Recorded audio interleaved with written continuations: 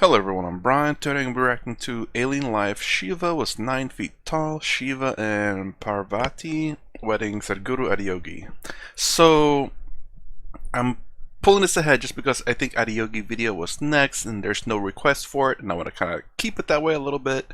I think this is based on a longer video, and I think I reacted to it, but I'm not exact. I'm pretty sure if it is, matter of fact.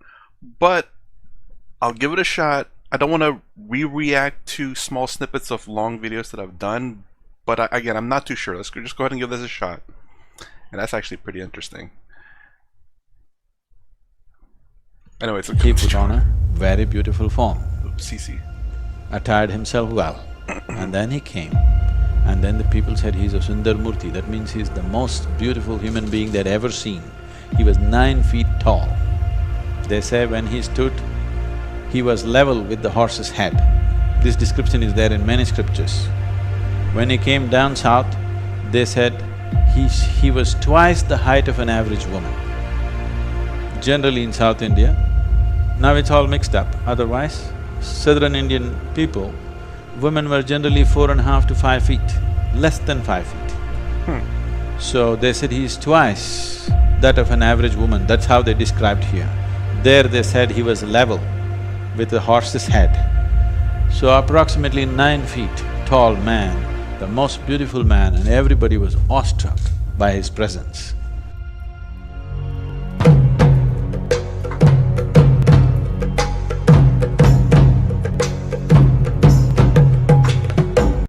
Is Lord Shiva is territorial or the universal? That still question lies on me. Okay, so let me correct what I said in the beginning. I don't think I've seen this one, so thank you for the recommendation. Actually, I don't want to react to, like, again, they just took out like 5 minutes of a long video and put it in, and I don't feel like I don't want to put out videos. I accidentally did that once. Someone called me out and then I deleted that video. I'm sorry about that.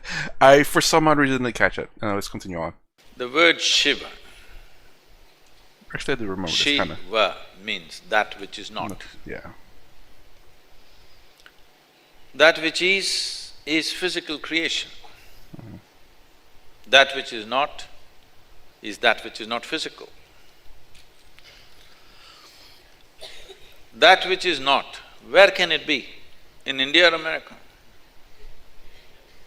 Or on this planet or in another galaxy, where can it be? It's everywhere. So, there is a dimensionless existence. So we called it appropriately Shiva, that means that which is not. Today modern scientists are saying that nearly 99% of the cosmos is empty. But not that there is nothing, there is something, but it is not something. Because our idea of something is, we should be able to perceive through 5 senses. See, right now what you can see and what you cannot see is this. You can see my hand because it is stopping light. Anything that is not stopping light, you don't see, isn't it? Right now there is air here which you're breathing, which is most vital for your existence, but you don't see it. You don't see the air unless you live in Delhi. Now… Oh, sorry. I was hoping to… Anyways, actually, I have seen this, but as my knowledge grows and my understanding of this becomes more, it's actually not too bad to go back and hit snippets of clips of older videos, because I then understand it in a different perspective. I do remember when I did reaction to this video, I didn't quite understand what he's talking about. Going back to it, I understand it a little bit better now. Now, if you look up in the sky, you see the stars. But stars are a small happening. The real thing is the vast emptiness. So this we refer to as Shiva, that which is not. Today modern scientists are saying this vast space has a tremendous amount of energy, but it is not any of the energies that are measurable by us, like electromagnetic waves or weak nuclear energy or strong nuclear energy or electrical systems or microwaves, none of these things. It is none of the measurable energies. But there is no denying it is tremendously powerful. So we said, So this is… Shiva means that which is not. And we said it is in the lap of Shiva that creation happens. At the same time, we called Adiyogi also the Shiva. Sorry, before he completes that, that now makes more sense because around everything that exists, there's nothing. And before I didn't understand it, how does nothing creates existence? But I don't think he's saying that nothing creates existence. I think he's saying that nothing surrounds existence, which Shiva surrounds existence. Correct me if I'm wrong, but now I understand it a lot better than I did before. Because he perceived that which is not. You are who you are, people call you a director, a film producer, why? Because you perceived something. If you did not perceive that, they would not recognize you as that. So we recognized Adiyogi as Shiva because he perceived that which is not. Because he perceived that, we called him also Shiva. So we will call the ultimate reality as Shiva, the one who realized that, the Adiyogi, as Shiva. One who did not realize that but has the possibility, we'll call him Shiva. We'll call the dog also Shiva because he is also made of the same stuff, but he cannot know. But we want him to hear that sound. So every time we call him Shiva, Shiva, Shiva, we hope that he will evolve one day. And the marriage was fixed. She is a princess. A huge wedding was set up. Everybody in that region, whoever is who and who is who of the region, everybody assembled. In India, this is a tradition, the bridegroom will come with his party. Usually you will see today, he will come riding a horse and big… they will show off their wealth and their… The bridegroom's people will come in full attire, showing off how they're better than the bride's people. But here, Shiva came, dreadlocked, matted hair, smeared from head to toe in ash, wearing the skin of an elephant which has just been slain, fresh skin, bleeding, dripping blood. And he came fully inebriated, completely stoned out, like that. And all his people, they're all demented and distorted beings. They're not in human form and they're making some nobody can understand kind of noises among themselves, a language that nobody can understand. And Meera, Parvati's mother, looked at this groom. You're marrying him? She again Umar. Oh no! And she fainted. Then Parvati went and begged Shiva, for my mother's sake, put on a little better, I don't mind the way you are.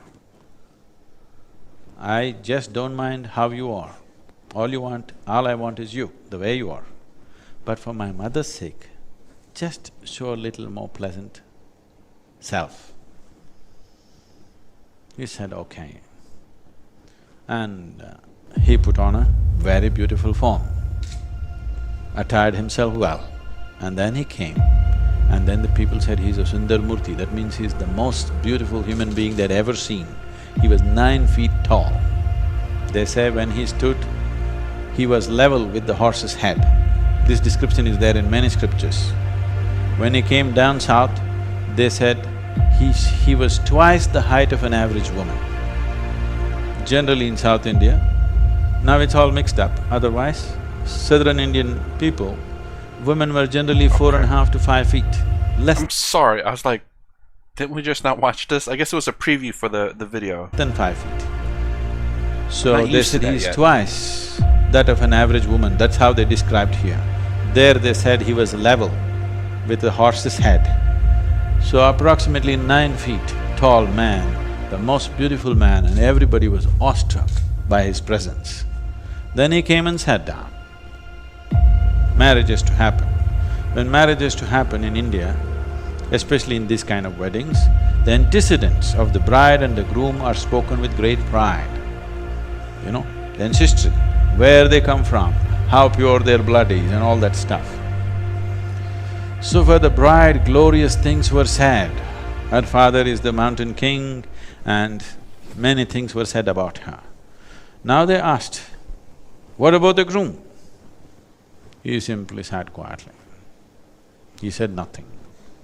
And there were none of his relatives who could speak any language.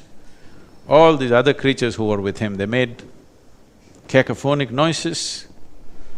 Then the groom, the bride's father was disgraced by this, a man without antecedents. How will he marry my daughter? Nobody knows where he comes from, who his parents are, what is his lineage.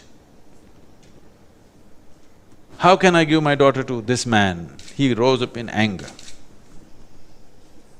Then there was a sage, Narada, who had a single-stringed instrument called ektara.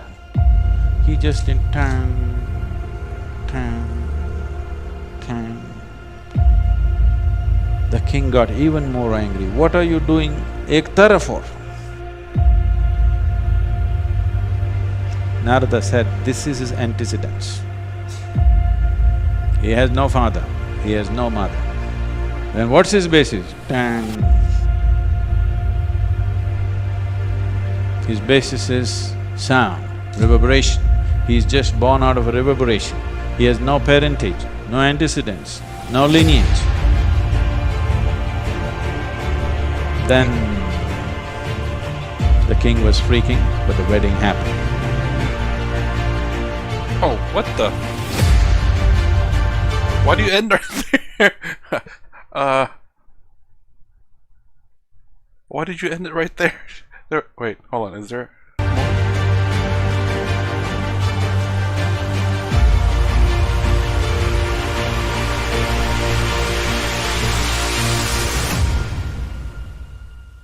Okay, why did you end it right there? That's weird. I wonder why would a king not be… I mean, maybe, perhaps. I'm sorry, why would a king not be impressed if he is the first of his line? It'd be quite weird to think of someone who has no parents. That would be a very unique situation, considering that I do believe the king thinks everyone has a parent. But your daughter, the king's daughter, would be marrying someone who doesn't have a parent, doesn't have parents. I guess back in the day, was it heritage? Is that the right word? Lineage matters a lot. But I don't know. I can't quite remember I do remember some of the wedding. I do remember the mother being disappointed because he came drunk and not well dressed, I believe. But yeah, in an instant he changed that to being the most amazing, handsome looking man, so well put together. I'm trying to think of the father's portion of the story. I can't quite remember that one for some odd reason, though. Is there a part 2 to this? I kind of want to hear it now. Even though I know I reacted to some of this video already, for some odd reason I cannot remember that part, though. Huh. But anyways, I was hoping to talk a little bit more about the why did it have an alien on on that one? I'm trying to understand the connection between the thumbnail of the video and Shiva. And I will say this at the very least, I have a better understanding now of what Sadhguru was talking about when he was talking to that guy about creation was created in the lap of Shiva. It makes sense now.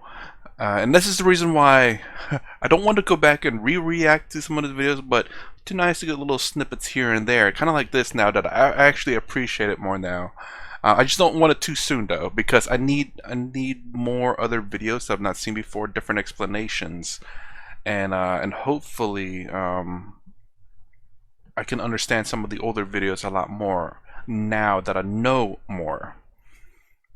So anyways, that's my reaction to Alien Life. Shiva was 9 feet tall. Shiva and Parvati. I don't think I said it. Parvati. How's it pronounced? To me, I would say Parvati. Anyways, Parvati's wedding, said Guru Adiyogi. If you like my content, please consider subscribing. Thumbs up, thumbs down below. Thanks for watching. I'll see you in the next vid.